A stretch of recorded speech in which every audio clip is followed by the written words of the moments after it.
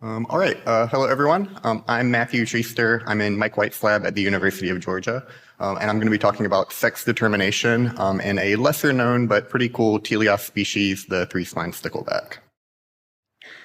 While most vertebrates have two distinct sexes, male or female, they actually begin development as this undifferentiated embryo that can assume either one of these two fates.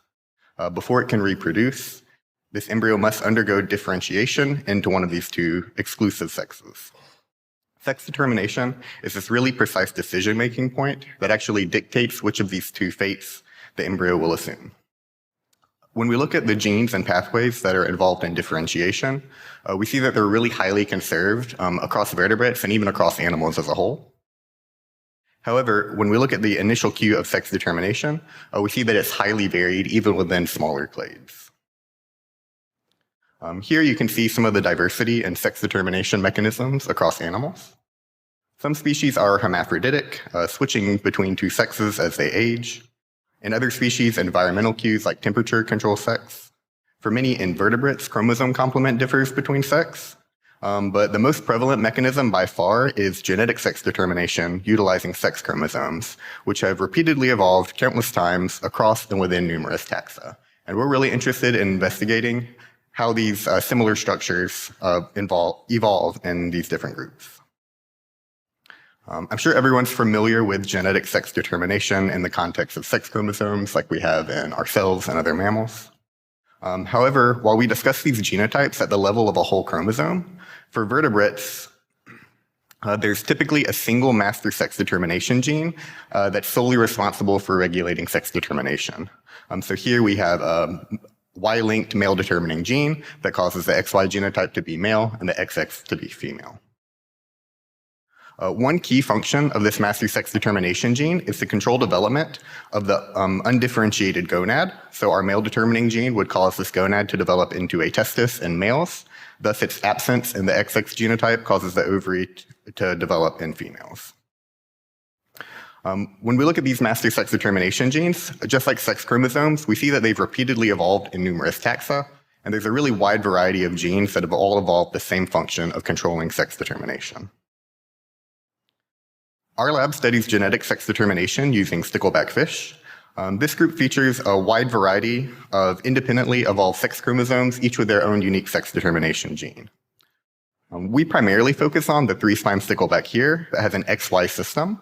When our group assembled the Y chromosome, we found this really strong candidate for the master sex determination gene in our species, AMHY. This gene was duplicated from AMH on autosome 8 around 20 million years ago when the Y chromosome first formed. So what makes this a good candidate gene? AMH, or anti-Müllerian hormone, is a member of the TGF-β family of hormones. And while TGF-βs control a really broad range of developmental processes, AMH is best known for its function in male differentiation, so the downstream development that occurs after sex determination. So we know that this gene is already involved in sexual development. Furthermore, AMH has been convergently duplicated onto Y chromosomes in at least 6 other species of vertebrates that we know of. And these convergently evolved AMHYs are presumed to be the master sex determination gene in each of their respective species. However, this function has only been tested in 2 species to date.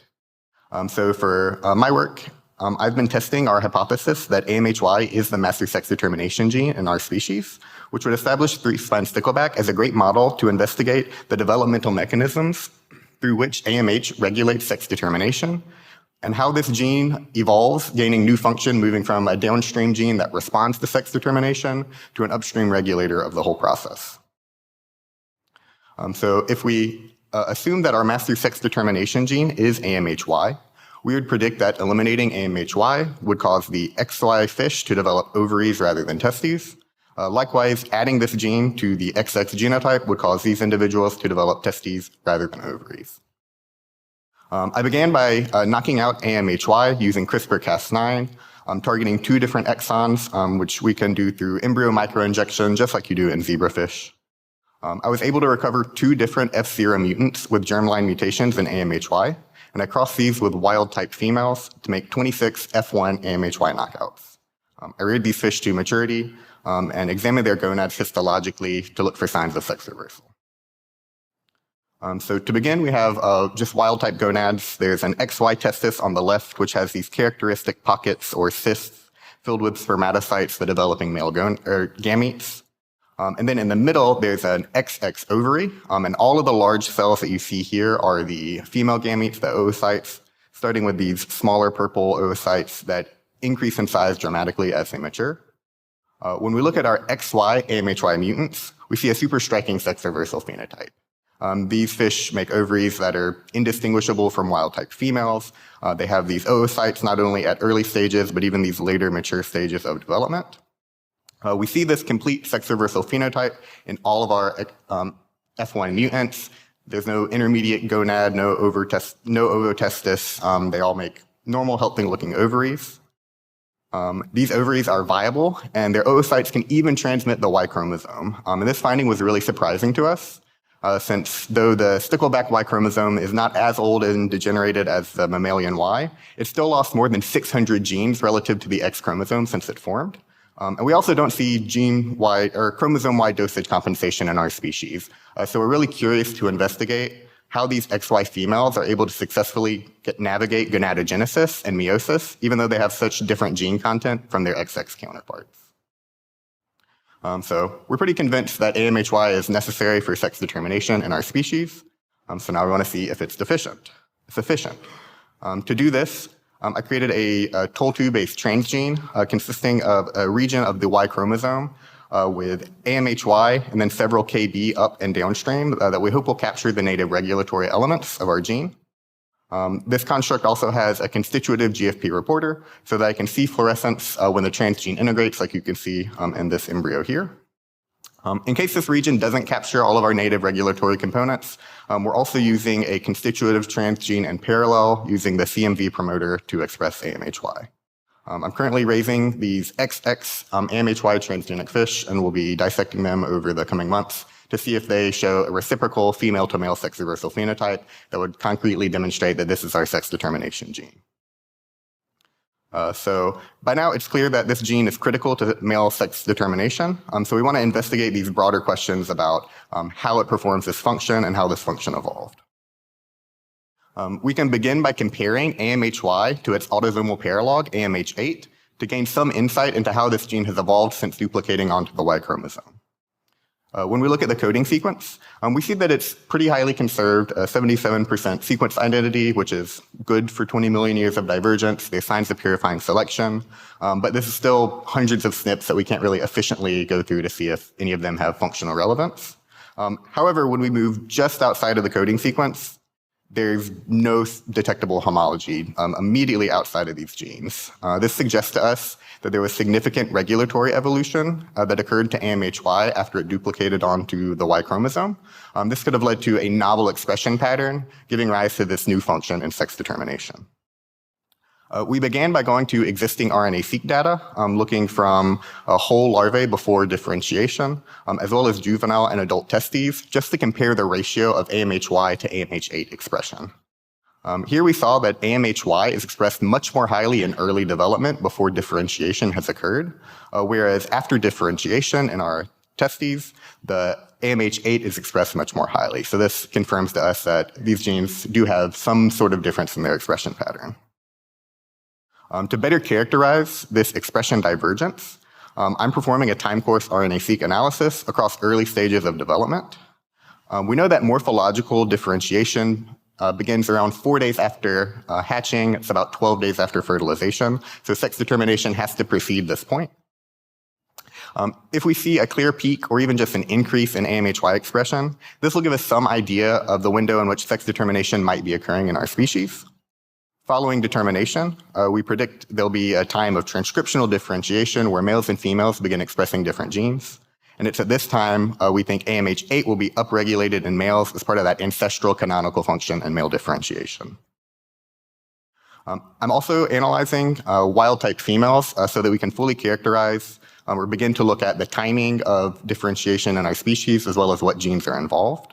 And once I've identified key time points and pathways of interest, I'm going to return and perform additional transcriptional analyses using my AMHY mutants in order to directly investigate how this gene controls sex determination in our species and what genes and pathways are downstream of AMH signaling. So some key points from today. AMH is this really fascinating gene that's convergently evolved as a sex determination gene in a variety of species. However, the developmental and evolutionary mechanisms that this occurs through are still pretty unknown. In Threespine Stickleback, AMHY is the master sex determination gene, which establishes the species as a powerful model to investigate the evolutionary and developmental mechanisms of genetic sex determination, especially pertaining to AMH. And for our species, it looks like regulatory evolution of AMHY giving rise to a novel expression pattern was key to neofunctionalization of AMH as a master sex determination gene. So I want to acknowledge my advisor, Mike White, and other present and past members of the lab, my graduate committee, all my sources of funding, GSA for giving me this opportunity, and last but not least, all of the fish without whom this would not be possible. And with that, I'm happy to take any questions.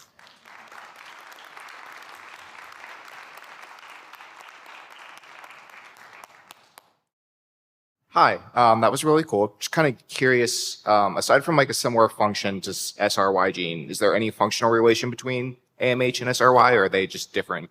Virtually none. Okay. SRY is a transcription factor, and sex determination genes have been derived from transcription factors, enzymes, hormones, receptors, like you name it. And AMHY is a secreted hormone. So we know that it transduces signal through SMAD transcription factors, but there's really no similarity between a lot of the other vertebrate sex determiners. Cool, thanks. Really nice work, Matthew. My question was for your AMHY knockout, the XY females. You said that the ovaries will be able to transmit the Y chromosome, but are those fish viable for without the dosage compensation pathway, I mean? Yeah, so it does seem like the Y-bearing eggs are viable so long as they're fertilized by an X-bearing sperm. So I have recovered some YY eggs that form, but they arrest pretty early in development, which makes sense. They're missing a whole lot of genes. But I have been able to recover some that they look normal. They've, approached hatching, and I've got them growing up. And once they're adults, I'll, genotype them to make sure that we can get that maternal Y chromosome in a healthy fish. But so far, it looks like they can. Yeah, cool. Thank you. Happy to defer to someone who hasn't asked a question yet this session. That was so beautiful. I'm going to ask for forgiveness for my lack of knowledge of fish. But anyway, it was so beautiful. And I was wondering, are there other differences between the sexes in your fish that would also then be transformed? Like if there's a sex difference in fat or size, or because it's such a beautiful model to look at sex chromosomes versus hormones or secreted factors. It's just so lovely. Yeah, so there's a lot of behavioral differences that have been characterized in Stickleback. And then there's some like morphometric, head shape type things that I don't know a ton about.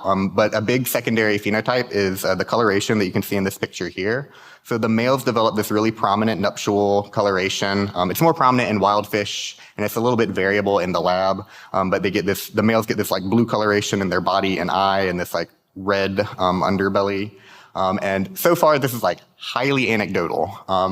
There have been some XY females that look like a little more blue than usual. And it's really hard to quantify that because, again, it's so variable in the lab. But we haven't seen any that have just the really prominent male coloration. So there might be a little bit of that color phenotype that's not directly downstream of AMHY, maybe something else on the Y chromosome or X-based. But yeah, there's tons of behavioral and characteristics that I think would be really cool to investigate. Thanks.